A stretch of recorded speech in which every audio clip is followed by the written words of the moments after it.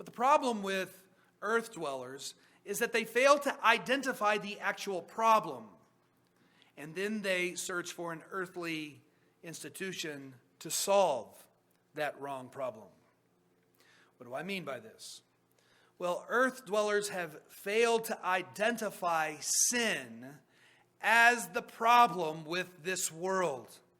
And so they look to an earthly institution to establish their perfect society. That utopia that they dream of, however, will never be established by an earthly institution. No solution to the problems on earth can be found on earth, not ultimately. The solution can only be found in heaven, for that solution sits at the right hand of God the Father. He is the man from heaven who came down to solve man's true problem, the problem of sin which leads to death. That man came from heaven,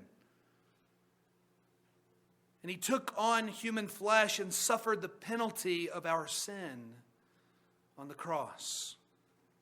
Though he knew no sin himself, he became sin so that we might become the righteousness of God. And having overcome sin and death, he rose from the grave and ascended into heaven, where he now sits at the right hand of the Father.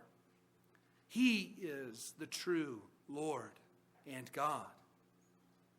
That perfect society, that utopia which the earth dwellers seek on earth, can only be found in the new heavens and the new earth which Christ is presently preparing for those who trust in him to save them from their sins.